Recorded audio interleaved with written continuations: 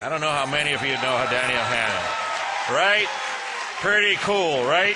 I agree. You know, he's the Secretary General of the Alliance of European Conservatives and Reformists. He's a writer and journalist and has been a Conservative Member of Parliament for Southeast England since 1999, winning re-election in the top slot in 2004 and 2009, and he led the campaign for a referendum on the European Constitution as a good Conservative.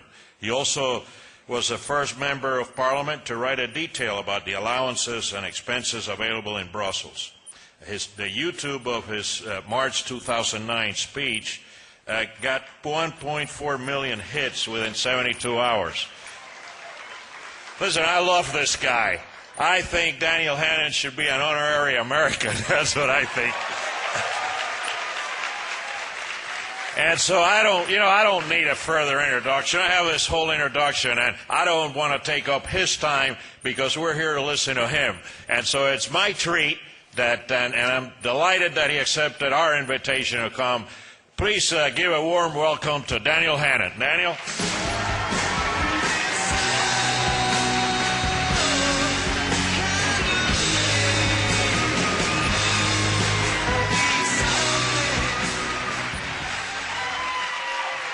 Well, thank you very much, ladies and gentlemen. Thank you. Thank you. And what a wonderful 3 days this has been. You know, I'm coming out of CPAC with new energy, with new resolve, with new purpose, with a spring in my step. I didn't think this was meant to happen when you get involved with Washington politics. You know, I'm coming away illusioned and enchanted with Washington politics. And what a contrast, I've got to tell you, what a contrast with the European Union that I flew away from a couple of days ago. Europe is in the grip of a prolonged winter, literally and figuratively, a winter of discontent. Everywhere you go, there are protests, there are people grumbling, there are people blockading the streets. Greece is becoming ungovernable. France, every weekend, there's a demonstration against the latest proposals to raise the retirement age to 42 or whatever it is. Belgium, where I mainly work, well, you know, Belgium was without a government for nearly 2 years, and it was working brilliantly. Every growth forecast was higher than the last one, but tragically, Belgium now has a government again, and the first thing that's happened is we're back to a series of massive general strikes. I'll tell you, my friends, there's a lesson there about government somewhere. The wonderful thing about coming to this side of the Atlantic is the optimism, the energy, the drive, and you know, it's infectious. It carries away even the visitor. He breathes in the air, and he starts to be affected by it too. When I write about the politics, or I talk about the politics of the European Union, I am as cynical as the next world-weary Brit. But I come here, and I get carried away by the mood. You know, like I always do in this town when I come here, I did the whole sort of Jimmy Stewart, you know, Mr. Smith goes to Washington thing. Yesterday I went to the Lincoln Memorial, I went to the Jefferson Memorial, I went to the Washington Monument. Now that one confused me because, of course, there isn't a statue of Washington there. In fact, the first time I went there, I assumed it was a monument to Bill Clinton.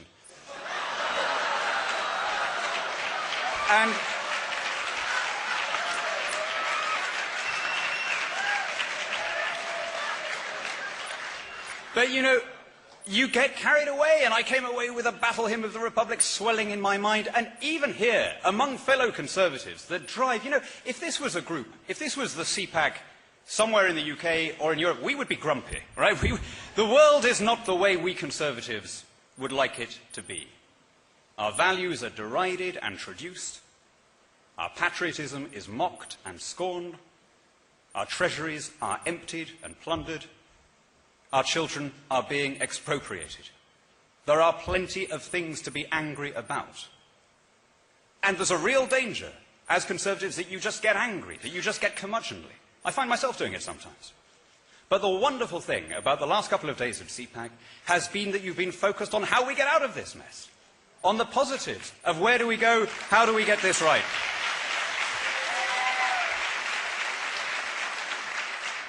And that is the most wonderful thing about American conservatism, and it's when we are optimistic that we win. That was the secret of Margaret Thatcher's success in my country, of Ronald Reagan's in yours. It was the ability to infuse their words with a little hint of warmth, a breath of optimism, a sense that the best was yet to come. Where does it come from?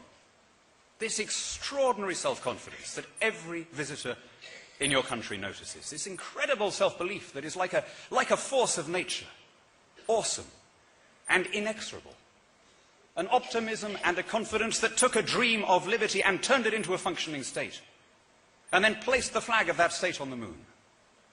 That attracted tens of millions of people from every corner of the world to come here, and that liberated hundreds of millions more from the evils of fascism and communism. Where does it come from? Well, you know, American friends will sometimes say to me, it's in the culture. Well, yeah, okay, but where does that come from? Culture, my friends, is not some disembodied entity that hangs numinously alongside the institutions of a country. Culture is a product of institutions. The success of this country, the energy, the optimism, the self-belief, all go back to the little secular miracle that happened in the old courthouse in Philadelphia nearly 2.5 centuries ago. Your character comes from your institutions. There is perhaps no polity in the world so bound up in the nature of its political structures. And I tell you this, if you go down the road towards more government and more regulation and higher taxes, I don't know if you saw the Heritage Foundation study the other day of how many people are now dependent on the federal government, either through welfare claims or through state employment or whatever. If you go down that road and you reverse the constitutional settlement envisioned by your founders, you see how quickly Americans will start behaving like French people. There's nothing in the soil, there's nothing in the water, there's no law of nature that makes this country the way it is. It comes from the institutions. Your founders understood this.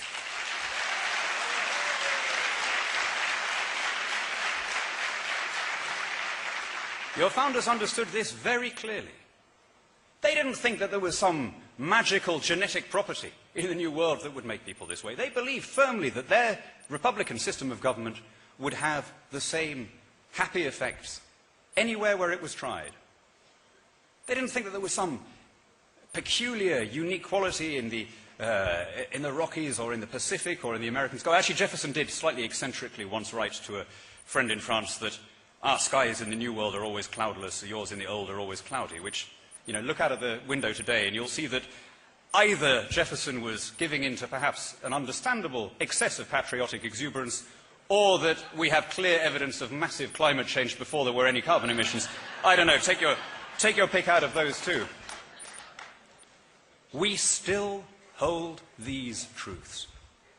What a fantastic theme for this conference. And by the way, what a fantastic book. If there is anyone here who has not yet read Matthew Spaulding's book of that name, We Still Hold These Truths, go and buy it. Do yourselves a favour. It has been a long time since I sat down with a book with such a feeling of pleasant anticipation as when I was reading that wonderful prose. We still hold these truths. Well, you know, I brought along a little copy of the Declaration of Independence and the Constitution. I mean, there's a lot of these around. This one happens to be from the American Civil Rights Union. We still hold these truths. We all know how it begins, right? Life, liberty, the pursuit of happiness. To see how unique that is, to see how the US polity is set apart from others, compare it with the alternatives. The European Union's equivalent of your Declaration of Independence is called the Charter of Fundamental Rights and Freedoms. Where your Declaration of Independence promises life, liberty, pursuit of happiness, the EU's equivalence guarantees our right to strike action, affordable housing, and free healthcare. Right? This is what I mean when I say that it's unique. Now, you may think that's an unfair parallel to draw, right? How can I hold up this absurd EU document and mention it in the same breath as Jefferson's sublime work here? Well, you know, it wasn't me who drew that parallel. The first guy to do it was the author of the European Constitution, the former French President Valéry Giscard d'Estaing. When they met in their constitutional convention in Brussels, he said, "This is our Philadelphia moment." And he went on immodestly and preposterously to compare himself to your third president. Now, I mean, where do you begin to deconstruct that analogy?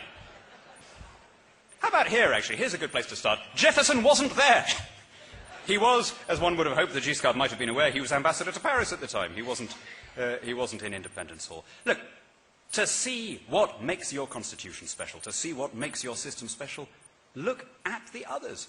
Your constitution, with all of the amendments, is 7,200 words long. The EU's equivalent, the Lisbon Treaty, is 78,000 words long. Yours deals with the big issues, the balance between federal and state institutions. The European Union busies itself with such exact details as the status of immigrants, the rights of disabled people, space exploration. It's no wonder that they didn't have any mention of God in their constitution. Their presumption was such that it didn't leave any space for the Almighty, if they were going to set down these things forever. We still hold these truths. Yours was ratified by specially convened assemblies in the 13 member states, or at least in 11 of the member states. As I understand it, Rhode Island and North Carolina were a little bit late in falling into line. Ours was rejected repeatedly in referendums by 53% of Irish people, by 62% of Dutch people, by 54% of French people, and then it was imposed anyway.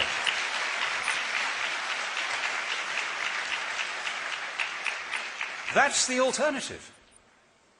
And see how dangerously you are approaching it. You know, I was reading through this again, and I was thinking, as a member of the European Parliament, Jefferson's words, even more than Matt Spaulding's words, Jefferson's words apply so perfectly to my country's discontents. Over my lifetime, the United Kingdom has ceased to be a free and sovereign democracy. Our birthright has been ceded, inch by inch, to the European Union. How aptly we might apply these ringing phrases of Thomas Jefferson's to our own unhappy predicament. How these grievances apply to what Brussels is doing to us. He's combined with others to subject us to a jurisdiction foreign to our constitution and unacknowledged by our laws, for cutting off our trade with all parts of the world, particularly with the wider community of free English-speaking democracies, for imposing taxes on us without our consent. The Tobin tax is on the way in Europe, for abolishing the system of English laws. This is my favourite one. He's erected a multitude of new offices and sent hither swarms of officers to harass our people and eat out their substance. Sound familiar? And then how about this one? A lot of people don't know this. A lot of people think I'm joking when I say this. You know, the European Parliament, of which I'm a member, meets in two places. Every fourth week, the whole Parliament shifts from Brussels to Strasbourg. Not just the 736 members, but the interpreters, the committee clerks, the translators, the guy who advises your secretary about her pension rights, the whole circus, right? 12 tons of papers shifting back and forth in a special fleet of trucks, all in order to propitiate the French. And you know what? Jefferson had something to say about that as well. He has called together legislative bodies at places unusual, uncomfortable and distant. I don't know how he did it. That is real prescience for you.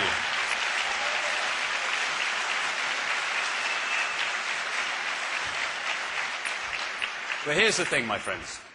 The freedoms that you enjoy, the way in which this country holds its rulers to account, the mechanisms that serve to keep the government under control and to remind your politicians that they are representatives and not rulers, they all go back to this document.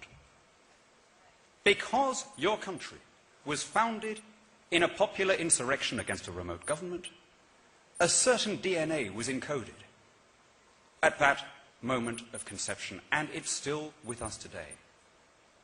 And the unique properties of American democracy, the term limits, the open primaries, the balanced budget rules, states' rights, the diffusion of power, the direct election of every public officer from the school board to the sheriff, all of those things are a working out of that Jeffersonian ideal that decisions should be taken as closely as possible to the people. The tragedy of the European Union is that it was founded in the opposite imperative. Line 1 of Article 1 of the Treaty of Rome commits us to ever closer union. And from that basic categorical mistake come all of the tragedies that we see today, where our treasuries are empty, our credit is exhausted, our people discontented, our governments remote and discredited. Now, I'm sure you can guess which way this argument is moving. If you repeat our mistakes, if you shift power from the 50 states to Washington, from the elected representative to the federal czar, from the citizen to the state, we know exactly what lies in store for you. I've been a member of the European Parliament for 12 years. I am living in your future, or at least the future towards which your present leaders seem intent on taking you. And believe me, my friends, you are not going to enjoy it. I was asked on the radio recently, on a talk radio platform here, a talk radio show, somebody said, what about this theory that Barack Obama was really born in Kenya? I said, no way. He was plainly born in Brussels.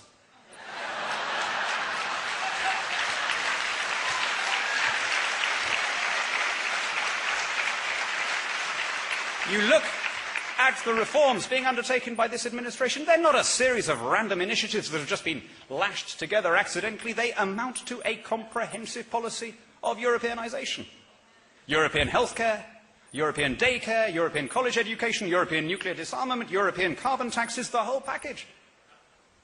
And I tell you, when you adopt those things, you don't just become like any other country. You become less prosperous, less independent, less democratic, and less free. We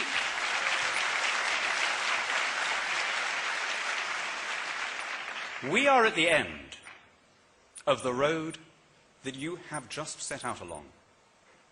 We're screeching towards the cliff. And a couple of us, a very small number of us, in the parliaments of Europe are trying desperately to jam the brakes on while there's still time. And you know what? We look up, and what do we see in our rearview mirror? We see you trying to overtake us, accelerating frantically in the direction that we have been going in. My friends, there is still time to turn aside.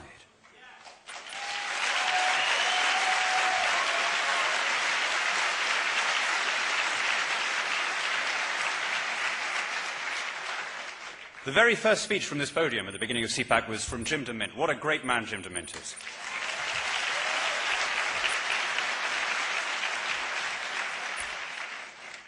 Proud son of South Carolina, great American patriot, a man who I am proud to call my friend. And you know, he said something absolutely critical. He reminded us that there are a lot of elections coming up this year.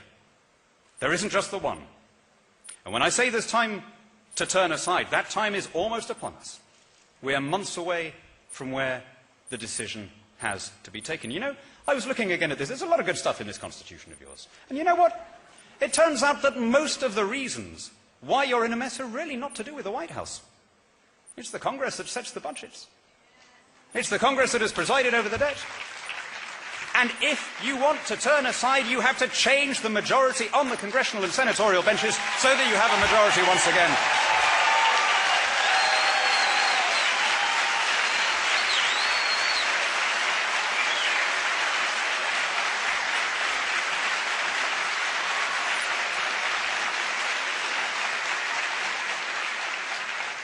And what kind of congressman do you want? Well, look, we've all got our perfect definition, right? We all agree that it's someone who wants to spend less, someone who wants to give powers back.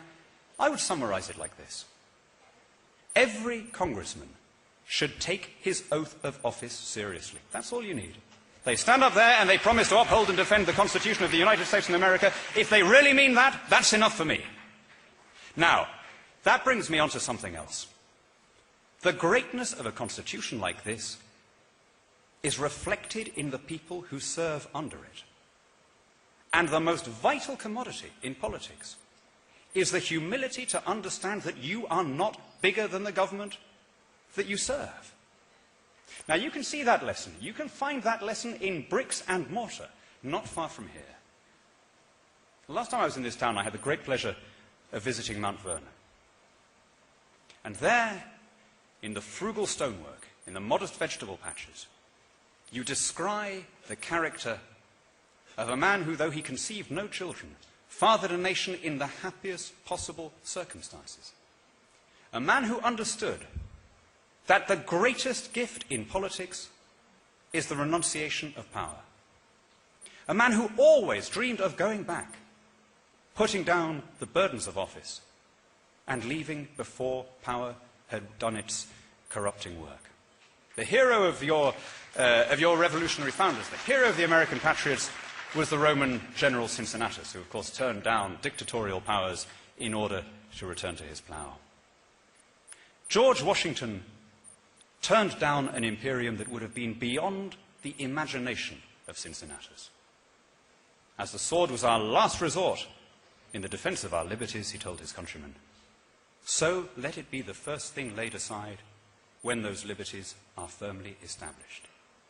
And in that supreme act of modesty, he set the new republic on the happiest possible course.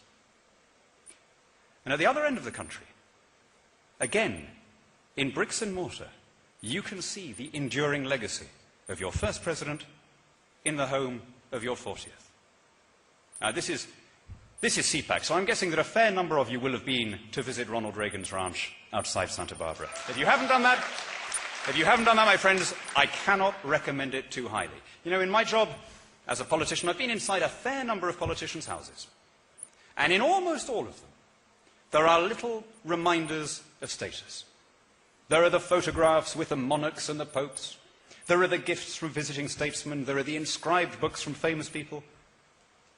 In Ronald Reagan's ranch, there was no hint that this was the place where the leader of the free world was happiest, that this was the table from which he'd signed into law the greatest tax cut in American history, that this was the telephone from which he had phoned to console the families of fallen soldiers.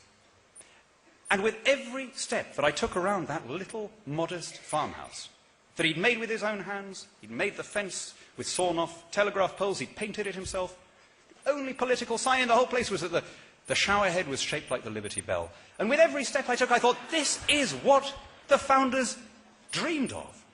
The citizen president who can't wait to come back to the country and resume his life as a private citizen riding around on horseback.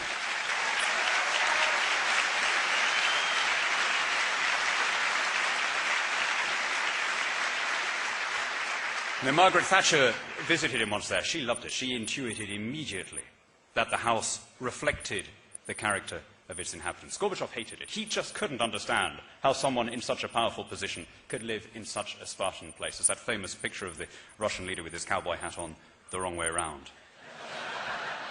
Ronald Reagan gave one interview from his ranch to a liberal journalist, a liberal magazine writer. And of course, she, being a lefty, she couldn't understand how a Republican president was living in such a modest place. And she said, what's the attraction?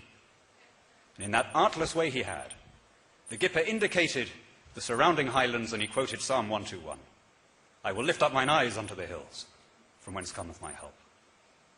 That is the perfect attribute of any successful leader, my friends, the modesty to understand that you are passing through institutions that are bigger than you are. And you know what? I wish that every successor could say the same as Ronald Reagan.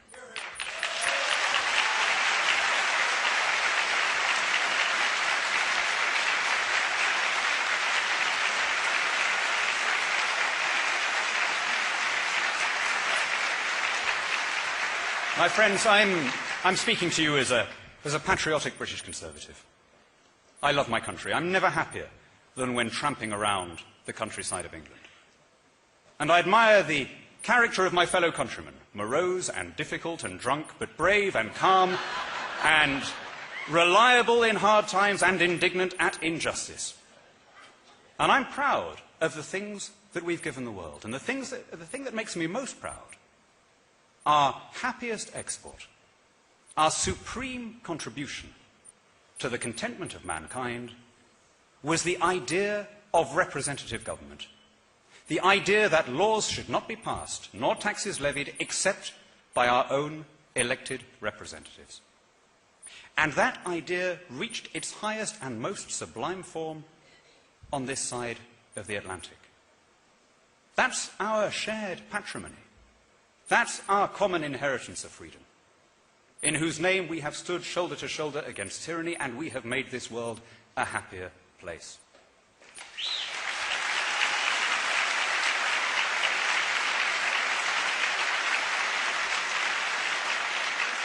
And I have to say, that extraordinary heritage is being lost in the country where it was first adumbrated. Since I was born, my country has become less free, less independent, less democratic, because our birthright has been handed away to Eurocrats whom nobody elects. And I've made it my life's work to try and reverse that process, to try and take Britain out of this false and synthetic alignment in Europe and to rejoin the wider Anglosphere and the community of free English-speaking nations.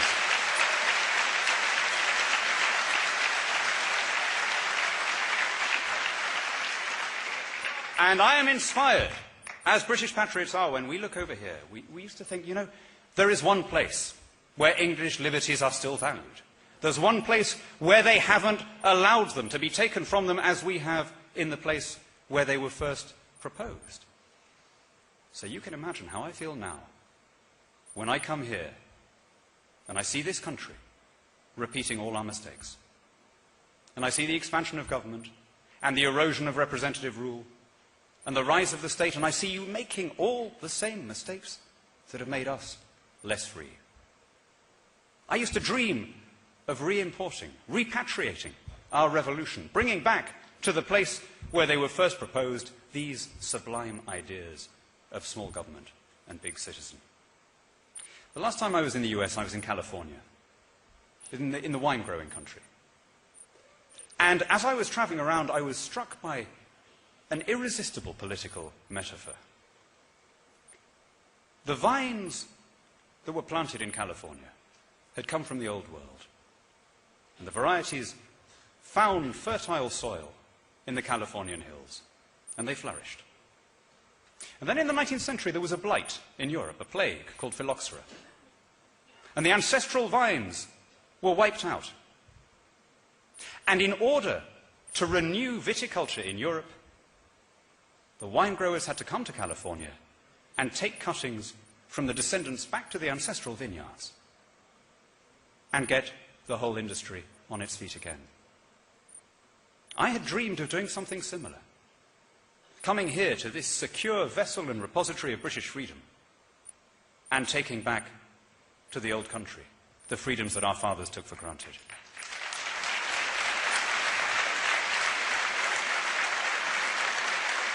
You can imagine how they would have felt, those wine growers, if when they arrived in California, they found that the aphids had got there before them, that the egg was already on the leaf, that there was nothing to bring back, that the dream was finished. There is still time to turn aside. It doesn't have to be this way. You deserve better, my friends, and we expect better.